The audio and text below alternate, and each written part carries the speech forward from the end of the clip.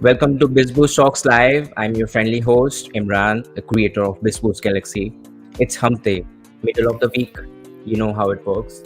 Right now, we are broadcasting live from New York and Delhi on 7 channels across Twitter, Facebook, LinkedIn, and YouTube. Are you a horror fan? Do you have what it takes to become the face of horror? Let's find it out today with our special guest, the face of horror, the Squee Queen, Hansi Oppenheimer. Warm welcome to the BizBoost Galaxy. How are you feeling today, Hansi? Thank you. Feeling pretty good. Well, I'm still on a con high from Dragon Con.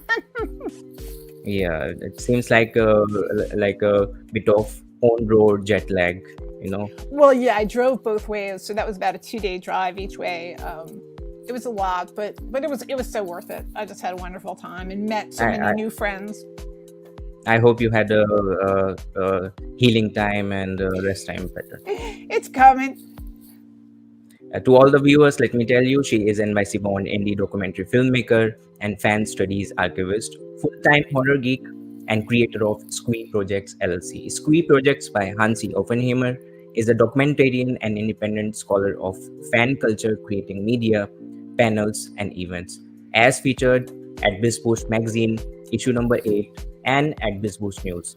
Hansi, the stage is all yours. Please tell us about your creative journey. I started making documentaries about 22 years ago. Yeah, so 2000 was my first documentary, and I did get it licensed by Universal for their website. So I had good luck right off the bat, and I had some bad experiences, of course, because when you're making films, it happens. You don't know everything. And my latest film is my Joe Lansdale documentary, All Hail the Popcorn King, which is wonderful and is doing very well. In fact, Troma is going to be streaming it on Troma now. That sounds really exciting. Tell us about your DragonCon experience and what has been some of the most memorable moments for you. It was my first year as an attending professional, so that was very exciting for me. I've always just gone as a fan. So I had responsibilities. I had 4 panels I had to do. One was on Herogasm, which is great because I'm writing an essay on the boys, and I wanted to compare the graphic novel to the show, so it was a good place to discuss that. I did a horror panel on horror and no respect, and we talked about why the genre doesn't get respect and why we don't care. And then 2 panels with the digital media track. One, Awesome Women in Digital Media, which was just a wonderfully supportive, great group of women. And that's something I'm really behind, is helping other women and non-binary or, people who can't generally get into the industry. I'm there to say, you don't need to be in the industry. You can still make the art you want and get it seen. There are other alternatives. Exactly. Yeah, so I saw that tweet with that chainsaw. Was anybody hurt? Was anybody hurt in that? No, all my props, only me. All my props are, cosplay safe. And the chainsaw was made by Fantastic Productions. And he loved the way I looked so much in it. Previous year, he brought me he made a broomstick for me and a harness and brought it to me, which was just the kindest thing. And then just loved watching me like, this is my boomstick, this is my boomstick. Were there any kids and you scared the heck out of the kids? Yeah, of course. There was, most of the kids were fine with it and they were laughing, and I'd come up to them and say, this is my boomstick, and run away. But one little girl was hiding in her dad's shoulder, and the father asked me to come over and show her it wasn't real. So I tried, I said, look, sweetie, it's just dress up, this is styrofoam.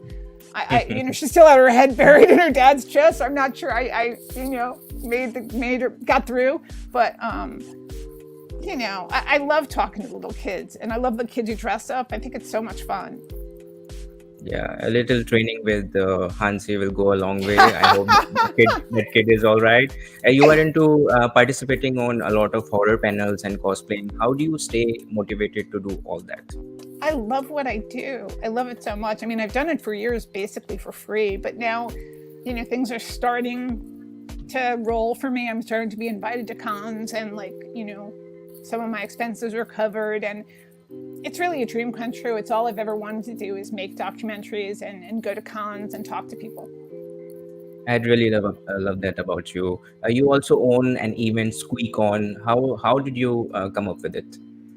Oh, well, it was one of those crazy things. My niece saw, my niece who worked in stage managing saw a beautiful theater where she lives and said they will rent it very cheaply. So I was like, okay, I can fill it. And I pretty much did everything myself. I worked myself until I was sick, which was probably a mistake.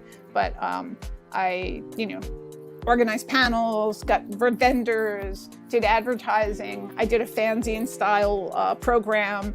I really, just did a million things to get it. But I've been working in events for years. I've worked for Tribeca, and I four-walled my documentary. So I know how it works. So that helped me a lot. And it was so much fun. It was like my own private con. It was all my friends. It was great. It's really nice. Tell us about your podcast series, The Guru in Fangirl, and how can people be involved? Well, I'm not sure I'm doing those as they were. I did it as a podcast briefly, but I'm much more comfortable with visual media. So I think taking it forward, I would probably do Zoom interviews with people now that that's much more acceptable post-pandemic. Moving on to the main event, the Face of Horror contest. Please tell the viewers a little bit about it and how can people vote for you? Okay, so it's a crazy contest. Faceofhorror.org is sponsoring this contest and one winner gets to stay at Buffalo Bill's house for 2 days, bring your own lotion, do a photo shoot with Kane Hodder, a walk on an indie horror film, and most importantly, win $13,000, which would pretty much pay for, if not half of my next documentary, a good chunk of it. And you can vote for me. The link is on the bottom on the screen. And if you go to faceofhorror.org and my link, you can vote daily. It runs for 8 more days. And it would really help. I would appreciate every vote. Thank you. I'm a fan of your work, and I would love to know what is next in your creative journey. Well, I'm discussing covering this horror writers convention. That's really what I want to do. I went to a horror writers convention and enjoyed it so much, and all their strange rituals, like why do they all wear Hawaiian shirts? I don't know. What is that about? So I asked people at Dragon Con, and I got different answers. One was George Perez, that he was the first one. But that's from someone who's very well versed in comics and stuff, so I take her word for it. But I'm open to other interpretations of that. I'd like to sort of investigate that. Yeah, let's move on to our last question. Sure. Your feature at BIZBoost magazine, issue number 8, page 22 to 24. How was your experience with this? Oh, I loved it so much. Squee Queen, that was the best ever. That was wonderful. Even Joe Lansdale, he texted me and he said, "You're Big Dog." And I'm like, me? Because that's like his thing. And he's like, "You're Big Dog on that cover." And I'm like, thank you so much. You're welcome. We love your story, your interview, and your feature. To all the viewers, check her out on Twitter and Instagram at Squee Media. You will see the most amazing work of art in horror films, fashion, documentaries, and cosplay. Do not resist. Check it out right after this live session. Help Hansi Oppenheimer become the face of horror. Vote now at the link in the description. Wrapping up this live session, do you have a story to tell? Contact us today. Tell a friend right now, because we create meaningful and personalized digital media experiences for everyone globally, human to human. Signing off, this is Imran, your friendly host and the creator of BIZBoost Galaxy. Ciao, ciao. Thank you so much. You're welcome, Hansi. Take care.